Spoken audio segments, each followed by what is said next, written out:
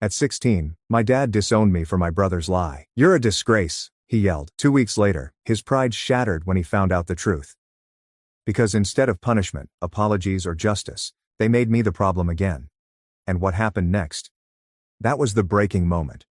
It's strange how everyone says the truth will set you free. As if dragging it into the light causes everything wrong to instantly flip right.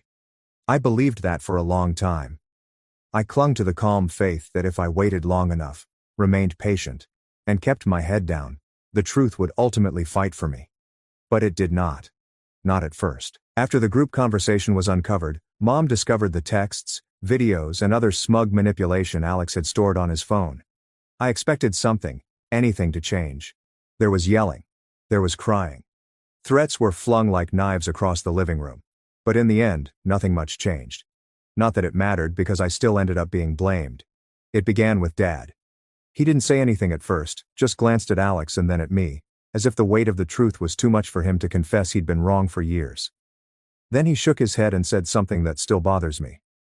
"You could have handled this privately." I blinked. "What?" "You didn't have to humiliate your brother like that. You went through his phone. You think that's okay?" "I didn't go through anything. Mom did. And what are you even talking about?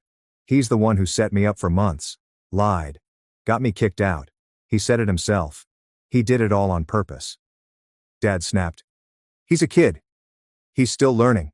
You should have talked to me like a man instead of crying to your school." My heart sank. There it was. The wall. Even with all the evidence in front of him and Alex's own comments echoing throughout the home, Dad couldn't get past his pride. He did not want the truth. He desired control.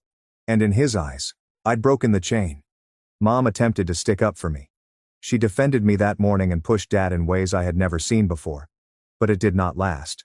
By dinner, she was silent and aloof.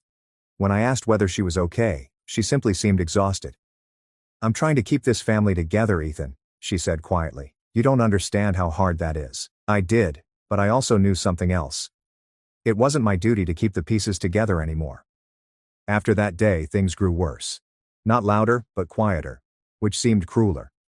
Alex did not speak to me at all. Just strolled past me as if I didn't exist. Dad scarcely acknowledged me. Mom spoke only as required. There were no more accusations or screaming battles. Only silence. Cold, harsh, resounding quiet. It felt as if I had died and no one had the decency to arrange a funeral. The house visit with the social worker ended with a shrug.